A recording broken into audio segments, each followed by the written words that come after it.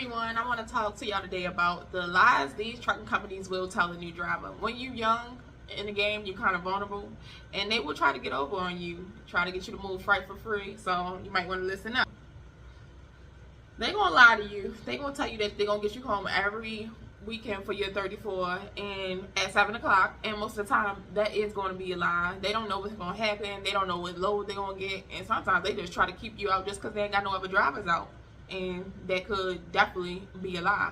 Another lie they will tell you is that you could be making $90,000 your first year in the trucking game, and most of the time if you're a new driver and you don't got no connections, you're not going to be making that.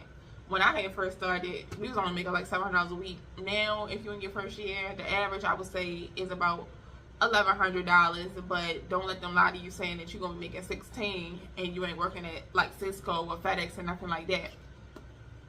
Is they don't watch the cameras. They're watching them cameras. I don't care what they try to speak on or what they try to say, they are definitely watching them cameras.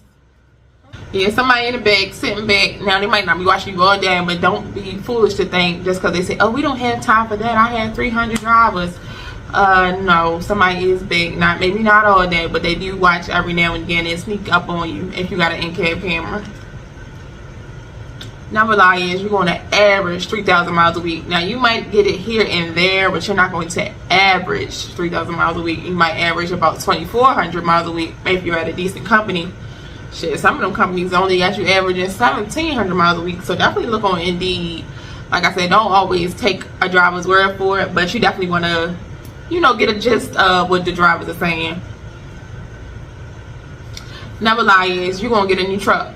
You're not going to get a new truck. Like I said, unless you got some connections some type of way, you're not going to get a new truck. You're going to get the oldest truck. You're going to get the worst routes. I mean, that's just how it is.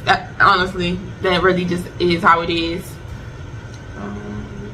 Is you that you will not have to drive in bad weather. You are going to have to drive in bad weather because sometimes they be so pressed for that load. Now, if it's real bad, then yeah, you can shut down. But just because it's a little snow or a little rain, no, you're not going to be able to drive. Just stop because of that. If you do that, shit. Honestly, some trucking companies is dirty. They might try to retaliate against your ass. Shit, you might get fired. And they'll say, we will not have you go anywhere that you're not comfortable with, which I don't think this is okay anyway. I feel like if you're going to have to go into New York City, they should have training in New York City. Like, while you with your trainer, that should be mandatory that you got to go into New York City.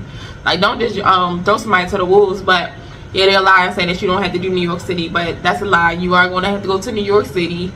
But fortunately, most of the times, or most of the decent companies, they will pay you an extra little bonus for going to New York City. $50 at a company, $100 at another company, a better company, over $100. So that's a good thing. And it's really not a bad thing you go to New York, but you're gonna have to be careful times 10.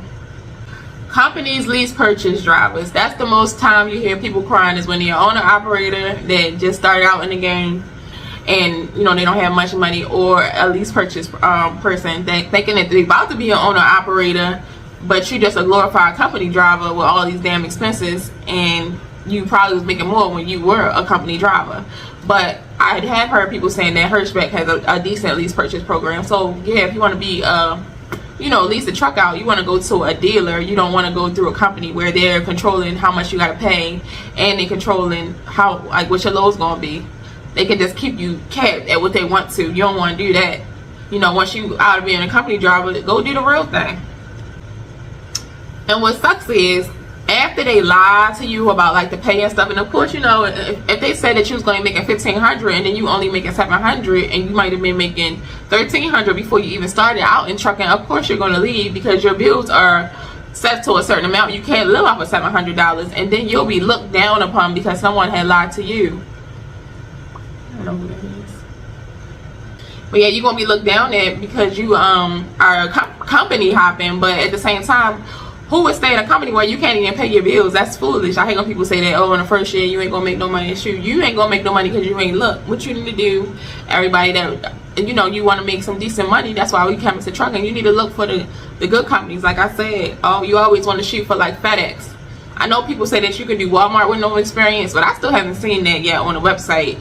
They always, when I see it, you always have to have 2.5 years. So I will always say, shoot for FedEx. If you can go anywhere, go to FedEx.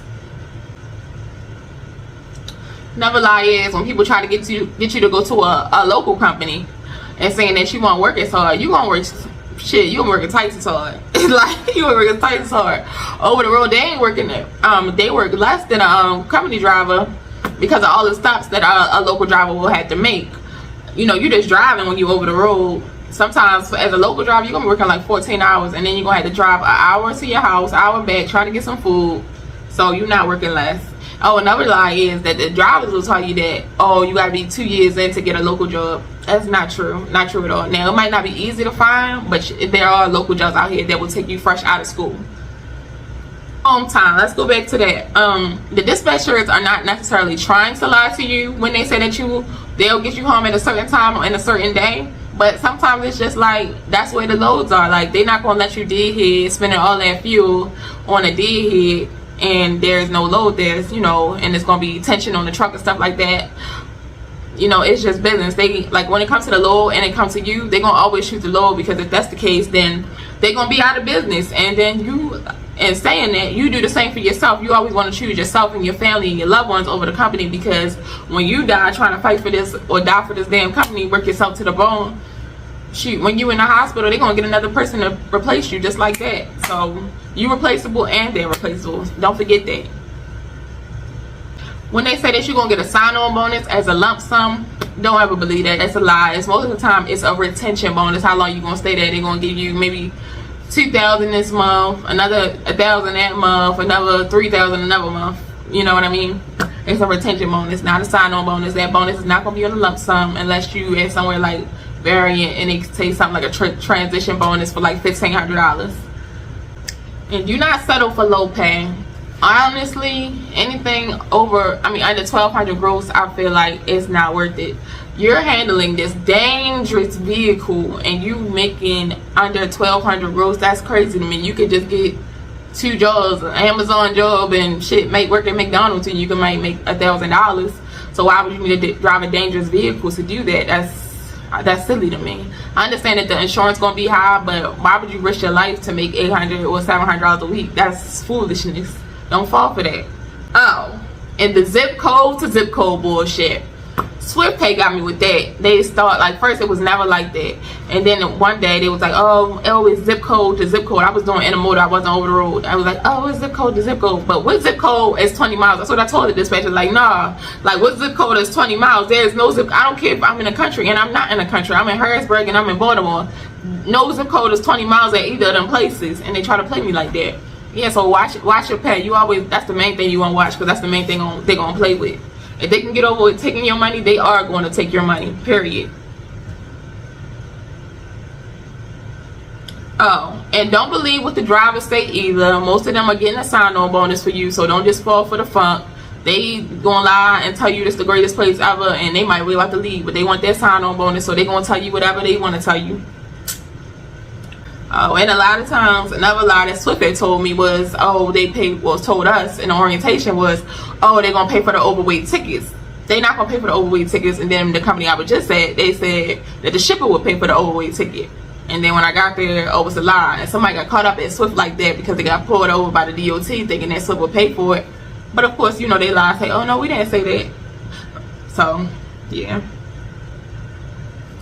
Not a lie where everybody go around saying it's a shortage of drivers. There is not a shortage of drivers. If there was a shortage of drivers, they wouldn't be so picky on stuff like, oh, you had 3 jobs in 2 years, but your driving record is perfect and your background is perfect, so we're not going to hire you. If there was a shortage of drivers, they wouldn't do stuff like that. There is not a shortage of drivers.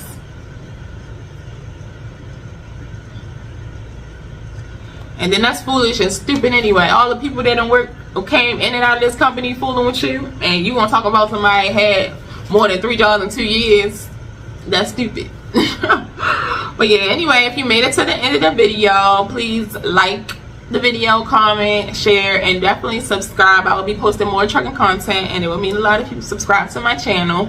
I'm trying to grow here.